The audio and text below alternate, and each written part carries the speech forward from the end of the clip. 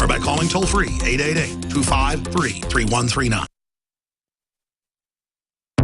You're listening to The Alex Jones Show.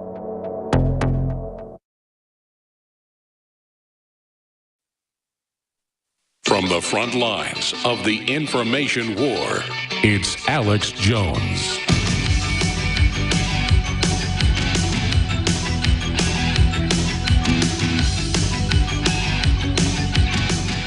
I called CDC not long ago and said, how many active cases are being monitored in the United States of Ebola? And they said 1,400. I said, where is that on your website, these updates? They said, we're not putting it on the web. So I think there is an effort to control the message and to tamp it down.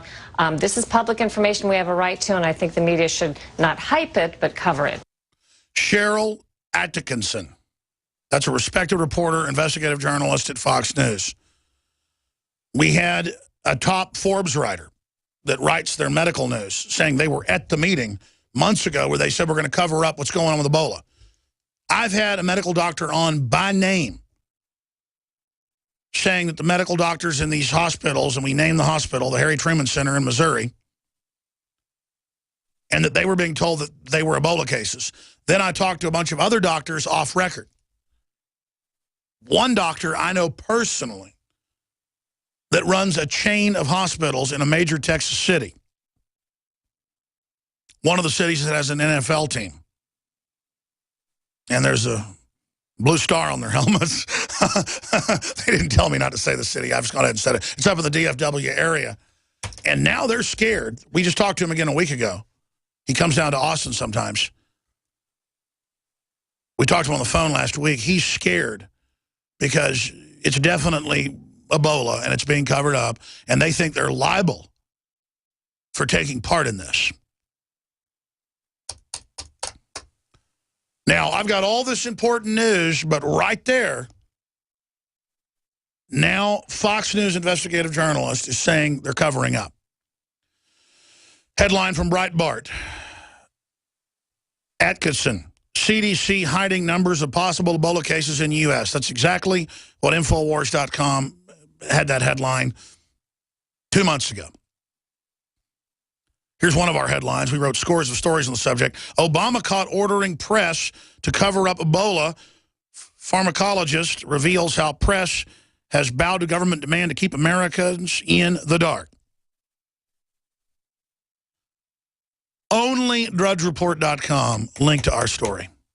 And then like I said, force Yahoo too, but no national coverage, not Fox, not CNN. And see, as bad as Fox is, that's the channel where they'll talk about our government growing opium in Afghanistan, and that's the channel where they'll talk about they may be covering up Ebola. It's just on a scale of things, it's much better than CNN or MSNBC. And remember, they let Bill O'Reilly have a show about women being cyber-stalked and sex crimes, and then just cut to a clip of me as a non sequitur with no description why, screaming. So they're bad. Some of their people are bad, but they've got good people over there like Judge Andrew Napolitano and Lou Dobbs and people like that. So that's all I'm saying is at least they're not openly anti-gun on Fox News. Yeah, there's the article with the video. Bill O'Reilly smears Alex Jones in hate speech rant. And he goes, yeah, there's all these sex crimes going on the internet. And they just cut to me screaming about the police. Had nothing to do with women. And I've never been charged with anything, never been I mean, it's just insane. Only thing worse is MSNBC saying I influenced the Boston bombers with no proof and that I want cops dead. And I don't mean to make the show about me. It's just that if they can do this to me, or if they can blame the next Oklahoma City on you-know-who or Rush Limbaugh, we all fall. If they can take down a Drudge Report, like the White House has been caught saying they want to, with Media Matters, so they just gave a big award the White House did this week, they can get me. And you know who else they can get? They can get your free speech. Because you take anybody's rights away, they can take everybody's rights away. When they try to bring down big organizations, they try to bring down people that have tens of millions of listeners, you better believe that's an attack on your rights, not just the person under attack. All right, we've got the cops executed in New York and Brooklyn. We're going to break that down. We've got Team America also being removed from theaters, like the Alamo Drafthouse here in Austin and Dallas. Not just the new movie about Kim Jong-un, The Interview. It's a big broadcast. Stay with us.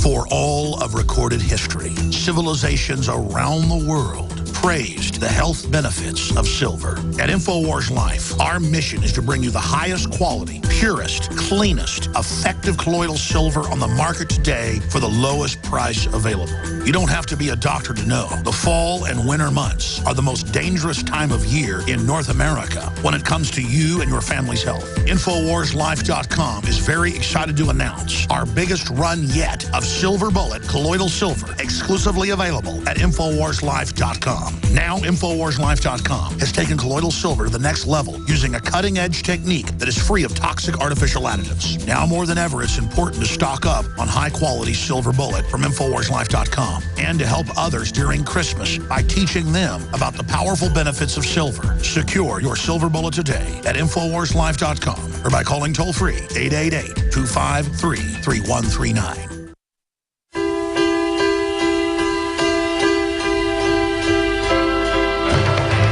Aborted babies incinerated to heat UK hospitals. Soylent Green, ladies and gentlemen, is made out of people. But now children are literally being passed through the furnace in order to fuel hospitals in the UK. They're being sacrificed on the altar of efficiency and prosperity. What is the secret of Soylent Green? The powdered flesh from dead babies. Some people believe they can cure disease. Because of its enormous popularity, Soylent Green is in short supply. Remember, Tuesday is Soylent Green Day. The supply of Soylent Green has been exhausted. You must evacuate the area. Today is Tuesday! The federal court ruled that the shareholders of PepsiCo, big Bilderberg Group company, are not allowed to know what they're using the baby parts for in the flavoring, but we already know. So enjoy the flavor. We're going to get the real solution, which is going to be a combination of death panels and sales taxes. I'm consistently pro-death. I'm for assisted suicide.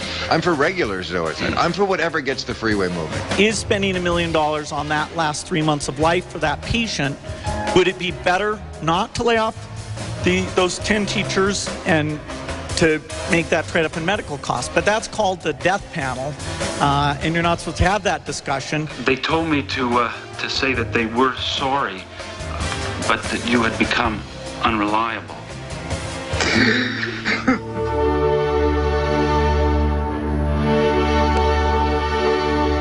Is this the kind of society that you want to live in?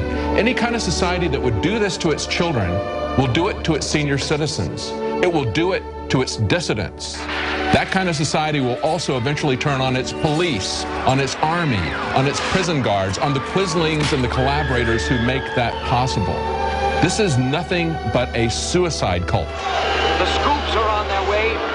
The scoops are on their way. I repeat, the scoops are on their way. You will find out why Soylent Green means life. You will find out why Soylent Green means death. We gotta stop them! What is the secret of Soylent Green? Soylent Green is people! Next thing they'll be breeding us like cattle for food. You gotta tell them. And that is basically a boil down of fiction, Soylent Green, that came out in the early 70s with Charlton Heston, an excellent sci-fi film, integrated in with the current policies, the anti-human policies that are being promoted. I am your host, Alex Jones. We're live. It is Sunday, the 21st day of December, 2014. And I didn't tell the crew this, but why don't we dig up some of the classical Beethoven or Mozart Christmas canons and have a bit of that today in the spirit, especially because it's so politically incorrect in such a free country all over the United States. I have a stack of articles we'll be hitting in the second hour Colleges, high schools, elementary schools are saying, don't hand out Christmas cards. Don't say Merry Christmas. And whatever you do, don't say Jesus Christ. Let me explain something. On a college or a public school, you can read the Bible at lunch. You can give anybody Christmas cards you want as long as they're not obscene. You could give them cards that weren't Christmas cards. You could give them copies of the Bill of Rights. It's your free association. And Christmas trees are being banned in cities all over the country. I'm sick of it. Plus, a Christmas tree is not even really a Christian symbol. They've dug up Christmas trees in 20,000-year-old caves in Germany and France. They hauled the trees in for the winter equinox, which is today, and they put evergreens, which they thought were magic because they lived during the cold weather when the other trees lost their leaves, and they would decorate them with ornaments and worship them. Many cultures worship trees. It's in the Bible. You know, saying the people that go out in the groves and worship the trees, look out for them. But the point is that I love Christmas trees. Now it's a Christian symbol, expropriated. I'm not getting into that. It's just that the pagans and people are always at the vanguard. The Wiccans, every time I turn around, are filing lawsuits and stuff saying, get rid of Christmas trees. Listen, dummies, the Christmas tree is your symbol. I mean, it's just over the top how ignorant people are. But it doesn't matter. It's part of Western culture. In the Netherlands, they're trying to ban the Black Peters, which for over 800 years they've had, before transatlantic slavery, before one black slavery, people never even seen an African. It was mythical that Santa Claus had black elves and white elves. It was neat. Nothing to do with putting black people down. They're trying to ban the Black Peters. That's what it's called. It's just getting ridiculous, ladies and gentlemen. Absolutely ridiculous, to where, remember last year, the city of Seattle put out a release to all their agencies, police, you name it, saying, do not have brown bag days, where they'll have in-service training. Everybody has that in professions. And then you come and they say brown bag provided. They were telling all the HR departments, do not say the department will provide a brown bag lunch. Everybody knows that means an apple chips and a ham sandwich or a chicken sandwich. There it is, KOMO News. City officials urge ban on politically offensive language. This is mental illness. And it goes on to say the word brown bag and citizen is offensive. Oh, I forgot that part of it. Because if you say citizen, that makes a non-citizen feel bad. So now just everybody's a citizen and gets everything free. Meanwhile, all of us are losing our basic freedoms, our Bill of Rights, our Constitution, and all of us have our First Amendment under attack and should be coming together against it. Now, I have been predicting the last 3 years intensely, because I could see the drumbeat on CNN, MSNBC, and by the White House, and by Mother Jones and just all the other auxiliaries of creating racial obsession and infighting and divide and conquer.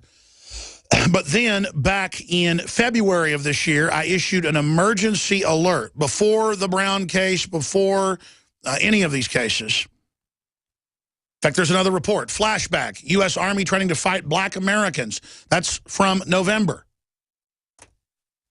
Originally, July 17th, we flashbacked it. I can see a rollout. Just like Poland could see for 6 months the Nazis massing on their border in 1940. And they were saying they're about to attack us. And the Germans would say, you're paranoid, you're a conspiracy theorist. I can see the buildup. I can see the preparation to try to create racial division and then race war, but also play the populations off against the police, which will then cause the police to become more paranoid and more paramilitary and go under federal control, because they'll be indicted if they engage in any paramilitary activity unless they're under federal auspices. Just like the feds and CNN demonized asset forfeiture seizure in the last 20 years to get it banned at the state level, so the feds could be the only ones that administer it, and then they get back up to 85% of the money to the local police that they seize, effectively making them federal. See how that works? And about 3 weeks ago, Paul Watson did articles